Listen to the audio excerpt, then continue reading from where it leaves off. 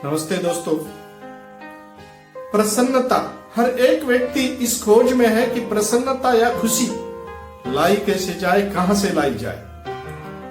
कोई ना कोई वजह है ऐसी कि जिसके वजह से हर एक व्यक्ति प्रसन्न नहीं है, खुश नहीं है, नाखुश है, दुखी है, परेशान है और ये परेशानी दूर करना है और खुशी लाना है। तो इसके लिए एक बात है कि खुद में से ही खुशी निकालना है और दूसरे को खुश करते रहना है। अगर आप दूसरे को खुश करेंगे तो अपने आप खुद भी आप में खुशी आ जाएगी। तो यह खुशी ऐसा एक चंदन है, अगर दूसरे के माथे पे लगाते हैं तो अपनी ही उंगलियां महक जाती है, अपनी खुद की उंगलियां महक जाती है। इसलिए दूसरे के माथे पे चंदन लगाना बहुत जरूरी है। और इसलिए एक ही जरिया है, जो जरिया है the magic is the power of mind. आपका मन का एक ताकत है, मन की ताकत है, मन का पावर है और इस मन के ताकत को आपको बाहर निकालना है और वो रास्ता है। उसके लिए गीत गाता हूं मैं, गुनगुनाता हूं मैं, हंसने का वादा किया था कभी, इसलिए सदा मुस्कुराता हूं मैं।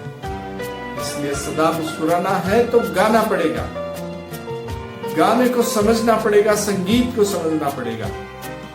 जो संगीत को समझता है वो हर वक्त खुश रहता है और खुशी उनके कदमों में रहती है। दोस्तों, जब भी हम सब जगते हैं, सुबह जगने के बाद जब पंछी किलबिलाते हैं और उनकी किलबिलाहट जो है, पंछियों की जो किलबिलाहट है वो एक संगीत है और वो संगीत बहुत ही अच्छी तरह हमारे दिलो दिमाग में जाके बैठ जाती है तो हम खुश हो उठते हैं। और उसके बाद जब झरना देखते हैं, झरने बहते हैं तो उसमें झरने की आवाज की मधुर संगीत है, वो भी हमारे मन को प्रसन्न करके चली जाती है। उसी तरह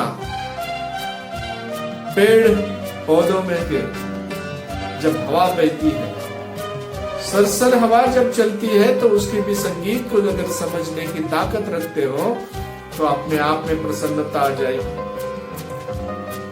और यही हवा जो है सरसर की, उसकी संगीत की जो है, यह संवेदना समझने की जिनमें है वो बहुत अच्छी तरह प्रसन्न हो जाएगा और संगीत को समझ पाएगा। दोस्तों, जैसे ही रसोई घर में खाना पकाने वाली जब खाना पकाती है और पकाते वक्त पातेले में से जो भाप निकलती है उसके साथ जब गुनगुनाना शुरू कर देती है तो खाना स्वादिष्ट और लज्जतदार बन जाता है।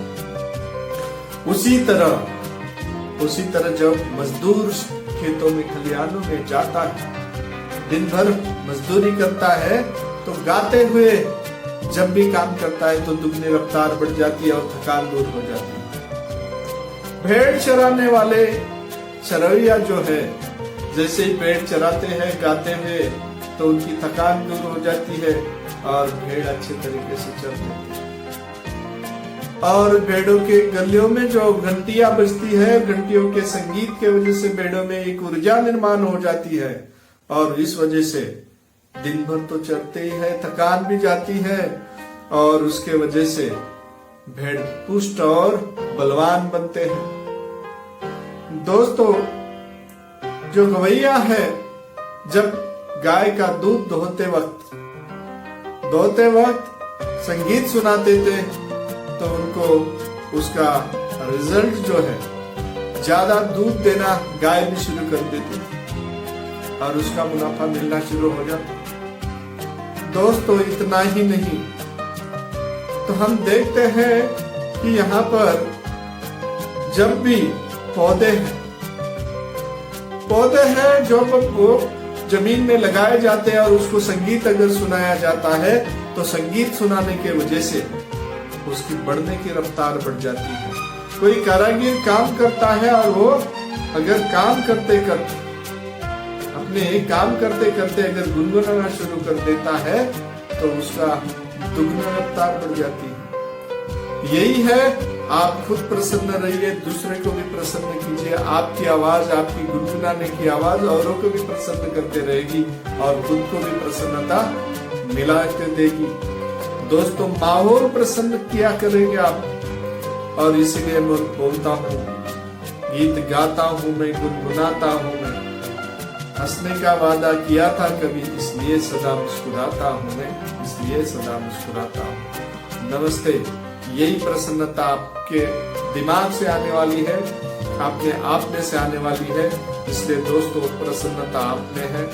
ये प्रसन्नता जिसको मिल गई वो कामयाबी होने वाला है, और हर वक्त अपने आप में खुश रहेगा तो कामयाब होगा। नमस्ते।